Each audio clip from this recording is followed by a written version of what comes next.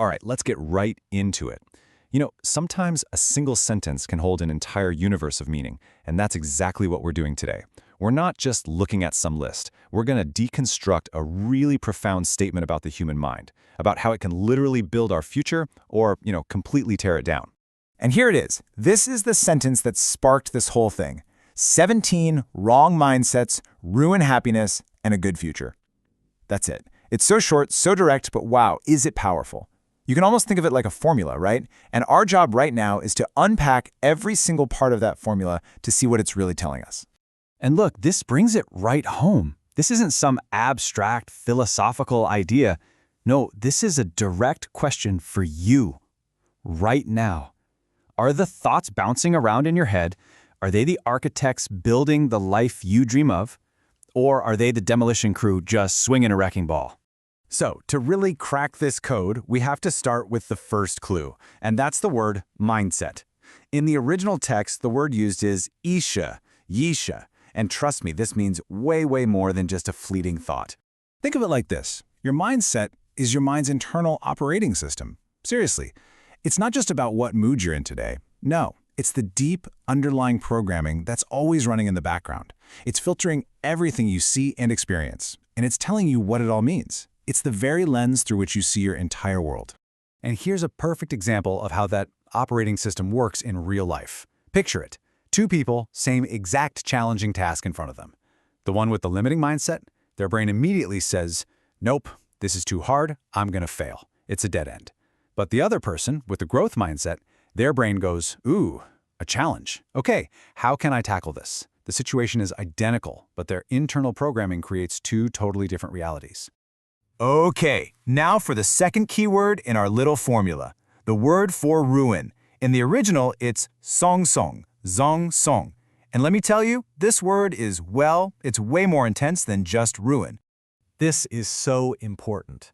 The text isn't saying these mindsets just kind of hinder you or get in the way.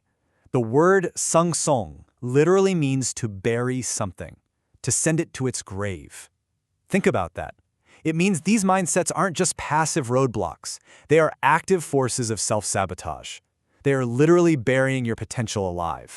So, how does this burial actually happen? Well, it's a pretty predictable downward spiral. It starts with one little limiting belief, right? Something like, I'm not good enough for that promotion. Then, that thought triggers emotions, fear, self-doubt. And what do those feelings lead to? Inaction. You don't even bother applying. And boom, just like that, the original belief becomes a self-fulfilling prophecy. You literally just buried that opportunity yourself. Okay, so we've got the mindset. That's our operating system. And we've got ruin, which is the active burial of our potential. So the big question is, what exactly is being buried? What's at stake? The original sentence is crystal clear on this.